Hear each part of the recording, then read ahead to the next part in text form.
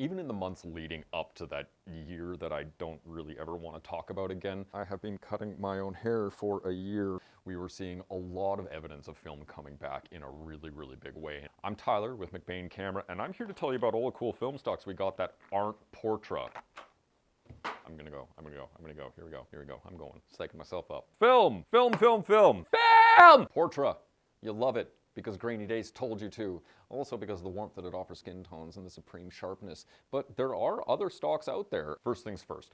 Let's try and pick the kind of film that you want. And this actually goes way further than just being a black and white or a color thing. You've got your normal films. You've got your special effects films. On the normal side of things, I'm actually a really, really big fan of the classics. This Kodak 200 is a really nice, affordable film that sort of offers sort of a similar warmth that you get out of Portra. Maybe not quite the same kind of sharpness, but at a much more affordable cost per roll. This is another special effects film. This is Film Love from the Film Photography Project. It's a black and white film. It makes your dick look huge. It's not a special effects film. I don't actually know what this one does. I'll have to shoot with it. These are two special effects films from Lomography. We got Lomochrome Purple and Lomochrome Metropolis. Metropolis kind of has this, it's like a very washed out highlights, kind of bleach wash, sort of 70s look. The Lomochrome Purple is one that I've actually shot a fair amount with. I actually like to call this one the Star Trek film, mostly because I'll take any opportunity I can to talk about Star Trek. But it likes to take your greens and your purples and kind of switch them around on the color wheel. So all your green leaves and everything end up looking purple, and you get this really weird kind of sci-fi look to everything. Not every shot on your roll is going to be a banger, but the ones that are really interesting. I'm actually a huge fan of Lomography's sort of normal color stocks. I think that they offer great skin tones, amazing sharpness. They come in a great range of ISOs from 100 all the way up to 800. I know it sounds weird, but I actually really like the way that these films render reflective materials like metals. This one here, this is a brand new one that we just got from the Film Photography Project. Let's check this out. This is a low ISO color negative film. That's got to be a typo. ISO 16. No, ISO 1.6. What? How many stops below ISO 100 is that? Many. Oh, hang on, let's check this out. Man, holy smokes. ISO 1.6. How did we even set the meter for this? We're gonna have to do some like longer exposures. I'm actually really excited about this. This is cool. Yeah, no.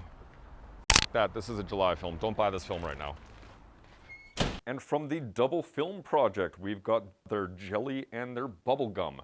They promise tints with sweet tones and multicolor gradients. Not 100% sure what that means, but you know, we can actually just look this up.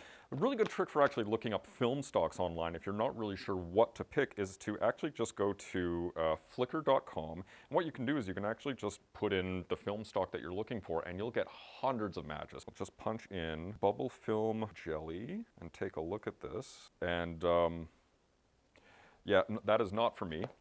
Someone's got to love it though. Also from Double Film, we've got their Apollo, which promises deep shadows and highlights that pop. I'm actually really liking kind of the coffee tones that we get out of this one. I'm excited to try that one out. We've got two more films from Lomography. This is black and white film. We got their Fantôme and Babylon, which are ASA 8 and 13 respectively. These are very low ISO, super high contrast films. Great for very moody portraits. You'll need a lot of light to work with them, but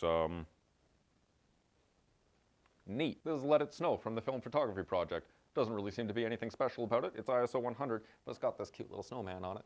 And then from the Film Photography Project, we've got Wolfman and Dracula. These are actually really cool films that actually started their life as 16mm motion picture films, and let's face it, you don't really care. It just got a Dracula and the Wolfman on the front. That's so cool! And then we've got a personal favorite of mine, my old standby, Ilford HP5.